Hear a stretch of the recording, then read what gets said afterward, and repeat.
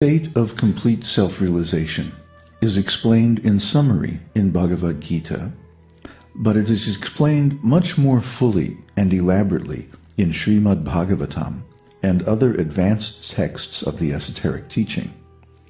In Bhagavad-gītā, Arjuna is a friend to Krishna, but he voluntarily becomes a servant or disciple because he could not solve his problem without Krishna's help. Similarly, to inquire from a master teacher and receive spiritual instruction properly, one must adopt a humble and submissive service attitude. One must offer service to the guru or master teacher according to one's means. In other words, if one is very wealthy, one should donate a significant portion of one's wealth to the mission of the spiritual master. And if one is not so fortunate, one should become a personal servant of the spiritual master and help him in his work. This service is love. Love is a mutual exchange of service with affection and appreciation. The spiritual master is giving the priceless gift of spiritual knowledge and self-realization, and the disciple must exchange something of commensurate value for the valuable service of the spiritual master. Otherwise, he is guru druha, cheating the guru.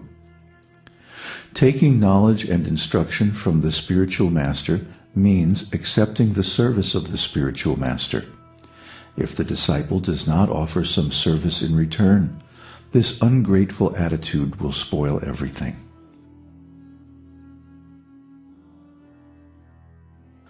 Love and affection must be mutual and reciprocal to be satisfying. No one likes a cheater. No one likes someone who dumps their lover.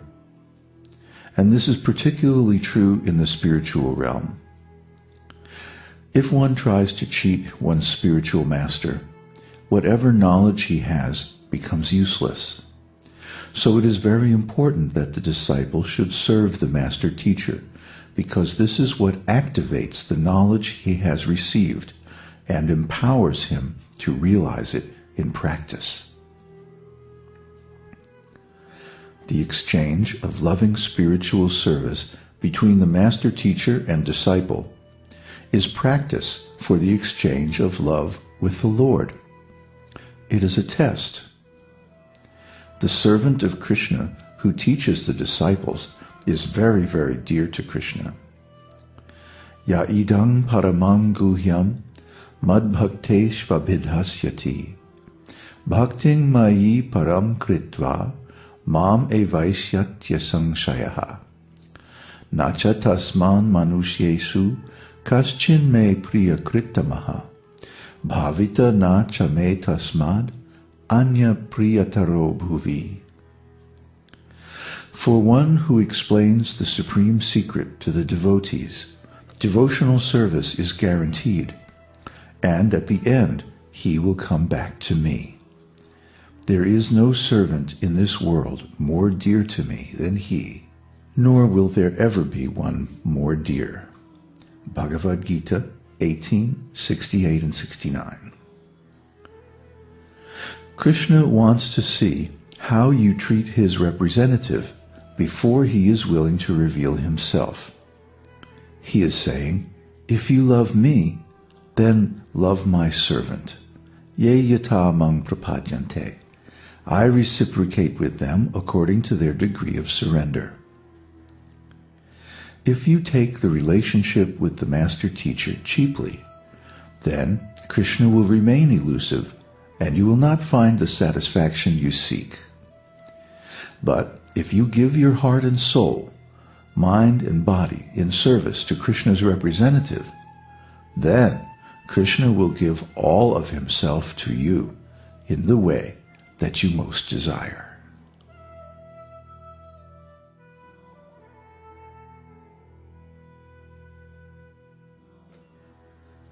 Love is a necessity for the spirit soul, not a luxury, but a need, just like breathing is to the body.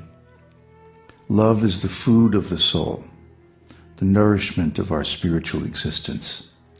Without love, nobody wants to exist. Every teenager knows this.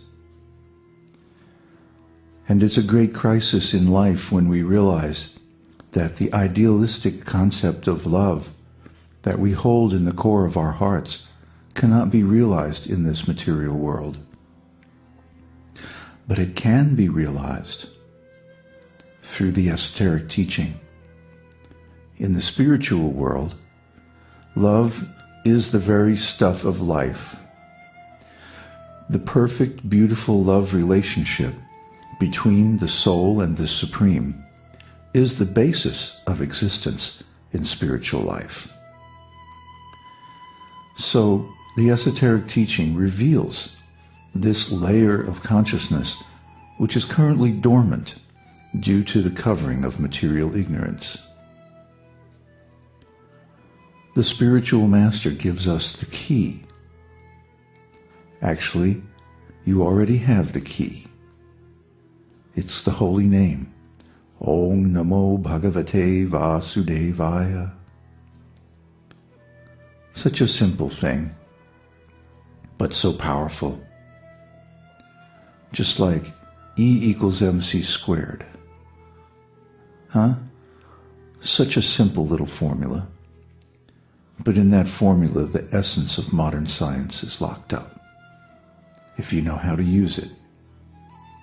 Similarly, complete self-realization is there in the holy name, but it must be chanted without offenses. And the first offense is the offense to the Guru, the offense to the Master Teacher. So, be careful. Take this holy name and use it, but use it well. Use it with love. Make an exchange with your teacher, and you'll see the effects of this chanting multiply hundreds of times over and over. With the blessing of the Guru, everything is possible. Without the blessing, nothing is possible. We are not giving you yet another material religion or another bizarre cult that ends in tragedy. No. This is the real thing. Love of Godhead. But it demands something from you. It demands surrender, just like a real love relationship. Because it is the real love relationship. Giving up the misconceptions of material existence, developing love for the spiritual master and the Lord, and reviving our original consciousness of our perfect spiritual body.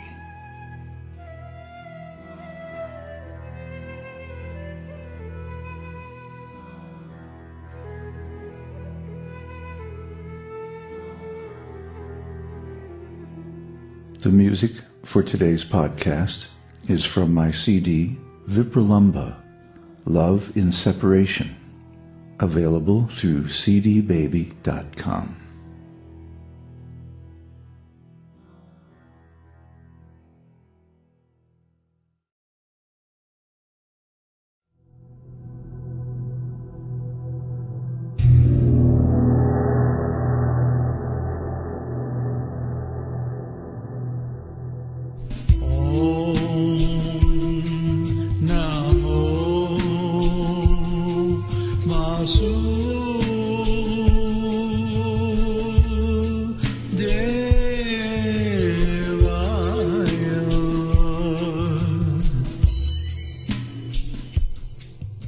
We hope you've enjoyed this edition of Your Perfect Body.